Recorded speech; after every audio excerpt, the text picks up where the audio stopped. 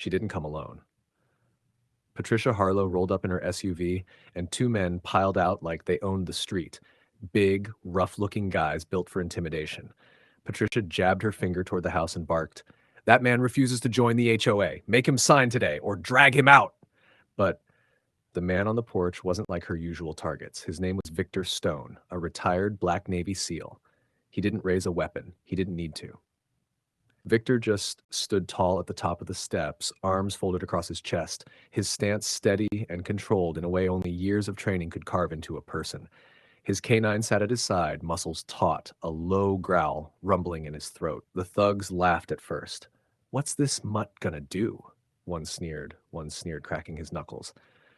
But Victor didn't flinch. He didn't even blink.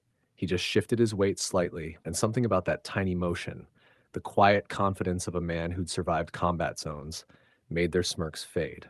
Patricia strutted forward, clutching a binder stuffed with fake HOA papers like it was gospel. "You're on HOA land now," she snapped, her voice pitched high, "and you'll follow my rules." But even as she shouted, her voice shook. Have you ever had someone try to force rules on you that didn't even exist? What would you do if an HOA showed up at your door, demanding you join by force? Before we go further, what city or country are you watching from right now? Drop it in the comments. We love seeing where our viewers are tuning in from. And if you believe no one should be allowed to intimidate their neighbors with fake authority, smash that like button and subscribe to Story Arc for stories that put bullies in their place. One of the men stepped forward, his boots crunching against the driveway. Victor's K-9 exploded with barks, lunging so suddenly that the thug froze mid-step, his bravado collapsing into hesitation. Victor's eyes never left them. His voice came out calm, even, like a man stating a fact. "One more step, and you'll regret it." Patricia's smile faltered, but she plastered on false confidence. She pulled out a fake eviction notice and slapped it against the gate. "You're out today," she declared, waving it like it meant something. Victor tilted his head, still calm, and said, "Funny thing is, the sheriff already knows you're trespassing." Patricia's fake confidence cracked. The thugs turned toward her, waiting for orders, but she was pale now. She didn't expect me to call in back up before she arrived. Victor didn't move.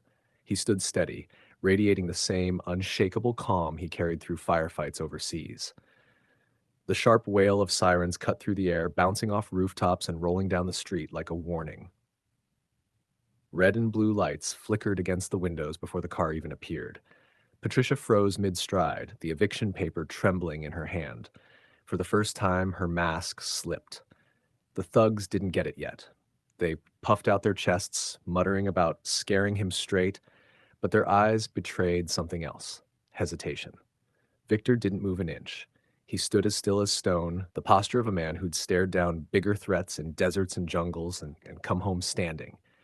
His K-9 barked once, sharp and commanding, then went quiet, like even the dog was waiting to see what came next.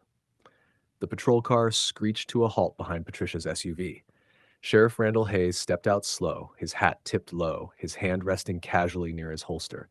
Patricia snapped back into motion, scrambling forward like she'd just been handed her lifeline. "Sheriff!" she cried, her voice pitched high enough to turn heads on the block. "Arrest this man! He's refusing HOA law, and he threatened us!" Her finger jabbed toward Victor like a dagger. The thugs nodded furiously, putting on their best faces of fake outrage. But Sheriff Hayes didn't even glance at her. His boots crunched against the gravel as he walked past Patricia without breaking stride. He stopped right at the bottom of Victor's steps, lifted his head, and extended a hand. "You holding up all right?" he asked, his voice carrying so everyone gathered on the sidewalks could hear. Patricia's jaw nearly hit the pavement. She sputtered, her face red with disbelief. What are you doing? He's breaking the rules!" The sheriff finally turned, his eyes cold as steel. "Lady," he said flatly, "there is no HOA here. This land falls under county jurisdiction, and I already warned you about impersonating an official." The thugs shifted, unsure whether to stand their ground or back away. One of them muttered, "She said he was squatting." Sheriff Hayes cut him off with a snap of his hand. He turned back to his cruiser, pulled out a folder, and held it high. The county seal gleamed on the cover. With a flick, he opened it and raised a page so the neighbors could see. This man owns every inch of this property, fair and legal, stamped and sealed. Patricia's face drained of color. She lunged forward, trying to snatch the paper from his hand. The sheriff yanked it back and barked, "Touch this again, and you'll be charged with destruction of evidence." The street went dead silent. Patricia's face twisted, her voice cracking into panic. "Sheriff, you don't understand. He sicked that dangerous dog on us. He told it to attack." She clutched her chest like she'd barely escaped with her life. The thugs jumped on her words instantly, nodding like eager puppets. "Yeah, that beast nearly tore us apart," one barked, the others chiming in with fake outrage. Their performance was loud but shaky, like they knew the script wasn't selling. The sheriff didn't even blink. Instead, he turned slowly toward Victor. "You got the footage?" he asked, his tone low but carrying across the whole street. Victor reached calmly into his pocket and pulled out his phone. His face never changed. No smirk, no strain, just that same quiet control that had unnerved them from the start. He handed the phone over without a word. Patricia's eyes widened, her mouth opening and closing like a fish gasping for air. "Footage? What footage?" The sheriff tapped the screen. Under the glare of the cruiser's flashing lights, the video began to play. The sound carried in the silence, her own voice echoing off the houses. Patricia pulling up, barking orders, sending her men up Victor's porch. Victor standing steady, calm, his hands visible the whole time. And then the nail in the coffin, clear as day, Patricia slapping that fake eviction notice onto his gate. Her voice blared from the speakers. "Make him sign or drag him out." Gasps rippled through the neighbors gathered along the street. A woman across the road clapped her hand over her mouth and whispered, "She's been lying this whole time." Another man shook his head, muttering, "I knew it." Patricia lunged suddenly, desperate to snatch the phone from the sheriff's grip. But Victor's K-9 leapt forward, barking so ferociously she stumbled backward into one of her own thugs. The man steadied her, but even he looked shaken, like he wasn't sure why he was still standing with her. The sheriff snapped his cuffs open with a single hand, the metallic clink cutting through the night. His voice dropped into steel. "Lady, there is no HOA here. Enough lies. Enough games, impersonation, harassment, trespassing. How deep do you want this to go, Patricia?" For once, she had no answer. Her mouth worked, but no words came. The thugs shuffled nervously, eyes darting between her and the sheriff, realizing they weren't muscle anymore. They were pawns in a scam that had just blown wide open. The sheriff held his ground, folder still in hand, his words cutting through the tension. "This isn't just tonight," he said, turning so the neighbors could see the stamped papers he carried. "Patricia Harlow has been sending out fake HOA letters for months. I've had dozens of complaints land on my desk. Illegal fees, bogus violations, threats of eviction." Gasps broke out immediately.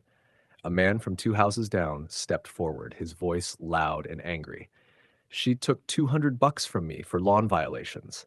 Another neighbor shouted, "She locked me out of my garage until I paid her cash." The sheriff's jaw tightened. He nodded slowly. "Yeah, and none of that money went to an HOA because there is no HOA. It went straight into her personal account." Patricia's eyes darted left and right, her face pale, sweat streaking down her forehead. That's not true," she stammered, her voice breaking. "They're lying! This is slander!" But the thugs behind her had started backing away, their bravado gone. One of them muttered under his breath, "Lady, you didn't say nothing about this being illegal." The way he stepped away from her said it all. She wasn't their leader anymore. She was poison.